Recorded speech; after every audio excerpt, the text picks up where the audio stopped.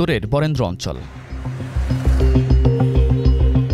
কৃষিনির্ভর এ অঞ্চলের কৃষকের উন্নয়নের কথা মাথায় রেখে ১৯৮৭ সালে যাত্রা শুরু করে রাজশাহী কৃষি উন্নয়ন ব্যাংক বা রাকাব।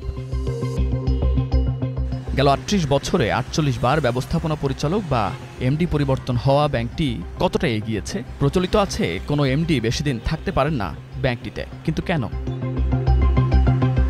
সে প্রশ্ন যখন ঘুরপাক খাচ্ছে তখন স্টার নিউজ খতিয়ে দেখতে চায় ব্যাংকটির সর্বশেষ নিরীক্ষা প্রতিবেদন, যেখানে শুধু ২০১৯-২০ ও ২০২০-২১ অর্থবছরে ৮০ কোটি ৩১ লাখ টাকার হিসাবে গড়মিলের প্রমাণ মিলেছে। আর সর্বশেষ তথ্য অনুযায়ী ২০২৪ সালের জুনে ব্যাংকটির খেলাপি ঋণের পরিমাণ ছিল ১৩২২ কোটি টাকা, যদিও এবছরের জুনে তা কমে দাঁড়ায় ১২৯২ কোটি টাকায়।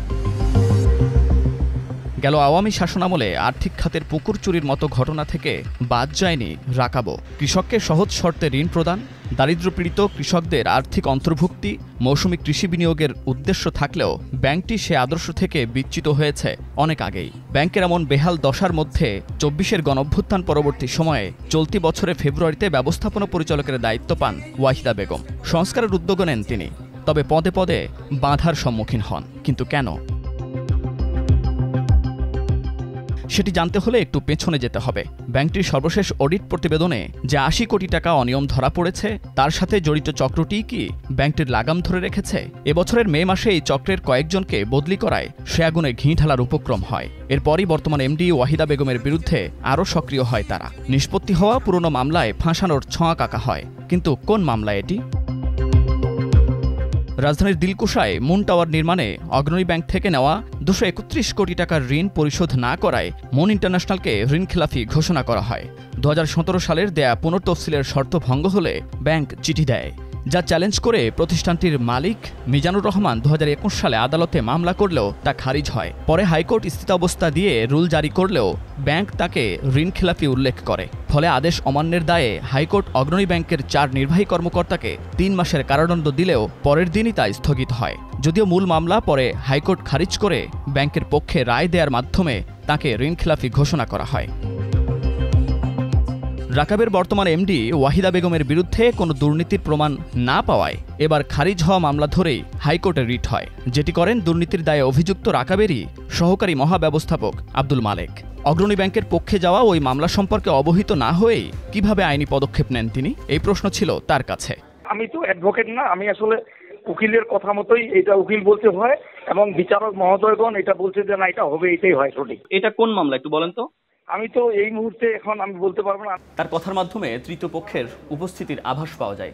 আর এই আব্দুল মালেকের বিরুদ্ধে এর আগে অনিয়ম দুর্নীতির প্রমাণ পেয়েছে ব্যাংকটির বিভাগীয় তদন্ত দল। যেসব কাগজপত্র স্টার নিউজের হাতে এসেছে, কি রয়েছে এই তদন্ত প্রতিবেদনে এবার সেটি দেখতে চাই। যেখানে দেখা গেছে রাকাবের বোদা শাখার ব্যবস্থাপকের দায়িত্বে থাকা অবস্থায় আব্দুল মালেক আরও কয়েকজন কর্মকর্তার সাথে সিন্ডিকেট করে সার্টিফিকেট মামলাভুক্ত ঋণ হিসাবে ক্রোকি পরোনা সহ বিভিন্ন সার্ভিস চার্জ অবৈধভাবে আদায় করে কৃষকের প্রায় ৩ কোটি টাকা আত্মসাৎ করে, যার সাথে আলমগীর হোসেন নামে আরও একজন জড়িত ছিলেন, যিনি সাময়িক বরখাস্ত হওয়া তৎকালীন শাখা ব্যবস্থাপক। এদের বিরুদ্ধে বাংলাদেশ ব্যাংক ও দুদকের তদন্ত চলমান রয়েছে। তবে দুর্নীতির সকল প্রমাণ থাকার পরও বিষয়টিকে উড়িয়ে দেন আব্দুল মালেক। সার্টিফিকেট আদালতের যাবতীয় খরচ শাখা ব্যবস্থাপক বহন করতে পারবে। এই সার্কুলারটা ভায়োলেট করে ম্যানেজমেন্ট আমার বিরুদ্ধে অভিযোগগুলো আনছে, যেখানে আত্মসাতের কোনো বিষয় নাই। আপনি একাই অভিযোগ করতেছেন? হ্যাঁ, আমি একাই তো করছি মামলাটা, রিটটা তো আমি একাই করছি। এমন পরিস্থিতিতে আব্দুল মালেকের বিরুদ্ধে আনা অভিযোগ তুলে নেয়ার জন্য চাপ দেওয়ার পাশাপাশি ব্যাংকটির বর্তমান ব্যবস্থাপনা পরিচালক ওয়াহিদা বেগমকে স্থানীয় প্রভাবশালীদের দিয়ে হুমকি ও হেনস্থার অভিযোগ আছে। উনি আমাদের এই ব্যাংকেরই একজন এজিএম, তো ওনার বিরুদ্ধে আসলে বড় বেশ কিছু অ্যালিগেশন আসছে। নিয়মের বাহিরে গিয়ে আমাদের অনেক কর্মকর্তা ক্ষমতার অপব্যবহারই বলি বা অন্যান্য জায়গায় হয়তো বা একটু ডিরেইলড হয়ে যায়, তখনই আমি চেষ্টা করি সেটাকে নিয়মের মধ্যে নিয়ে আসার জন্য। গেল ফেব্রুয়ারিতে রাকাবের এমডি হিসেবে যুক্ত হওয়ার পর ব্যাংকের স্বচ্ছতা ফিরিয়ে আনতে দুর্নীতির বিরুদ্ধে অবস্থান নেয় উল্টো এই এমডির বিরুদ্ধে দুর্নীতির অভিযোগ তোলা হয়। গত 18 নভেম্বর তার নিয়োগ চ্যালেঞ্জ করে হাইকোর্টে রিট হলে কোর্ট বাংলাদেশ ব্যাংক ও অর্থ মন্ত্রণালয়কে কারণ দর্শাতে রুল জারি করে। তবে আদালতে খারিজ হওয়া মামলায় তাকে ফাঁসানো হচ্ছে বলে অভিযোগ রাকাবের এমডির। আমার বিরুদ্ধে যে মামলাটার কথা উনি বারবার উল্লেখ করেছেন, এটা কোনো ফৌজদারি মামলা ছিল না, আর এটা কিন্তু ব্যক্তি আমি ছিলাম না, আমার চেয়ারের বিরুদ্ধে মামলাটা হয়েছিল। এখনও যে বর্তমান ব্যবস্থাপনা পরিচালক সিইও যিনি আছেন বা যিনি চেয়ারম্যান স্যার আছেন, তাদের নামেও কিন্তু তাদের বিরুদ্ধেও মামলা হয়ে আছে। এটা কাজের ক্ষেত্রে আমার চেয়ারের এগেনিস্টে মামলা হয়েছে। 31/10/24 তারিখে হাইকোর্ট বিভাগ খারিজ করে দিয়েছে এবং ব্যাংকের পক্ষে রায় দিয়েছেন। উনি বুঝতে পেরেছেন যে ওনাকে শাস্তির আওতায় আসতে হবে। ম্যানেজার হিসেবে থাকার সময় অনেকগুলো লোনের ওনার যে অনিয়ম, সেই অনিয়মের বিষয়ে বাংলাদেশ ব্যাংক কিন্তু সেভারাল টাইমস চিঠি দিয়েছে। বাংলাদেশ ব্যাংকের ওই নির্দেশনার আলোকেই কিন্তু ওনাকে ট্রান্সফার করা হয়েছে।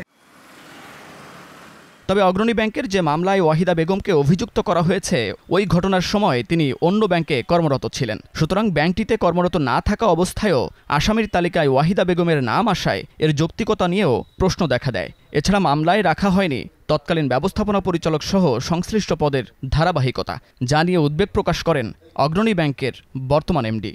এটা আমাদের ল ডিভিশন বলতে পারবে যে এটা মামলার কর্ম অনুযায়ী কী অবস্থানে আছে, সেটা তাদের কাছ থেকে শুনতে হবে। এটা আমি তো এই মুহূর্তে ভাষা জেনে আপনাকে উত্তর দিতে পারবো না, যেহেতু এটা একটা বিচারাধীন মামলা এবং পুরানো মামলা। 24 সালের আমি নভেম্বরে আসছি, এই সময় কী হয়েছে না হয়েছে আমি বলতে পারবো না। এটা একটা পরবর্তীতে আমি যখন জয়েন করছি তখন ধরাইছে। নানা অনিয়মে জড়ানো ব্যাংকটিকে যখন টেনে তোলার চেষ্টা করছে সরকার, তখন স্বার্থান্বেষী মহলও সক্রিয়। এ অবস্থায় সঠিক ব্যবস্থাপনা নিশ্চিত করে ব্যাংকটিকে এগিয়ে নেওয়া বড় চ্যালেঞ্জ হয়েই থাকল সরকারের সামনে। Munnaf Rashid, star news.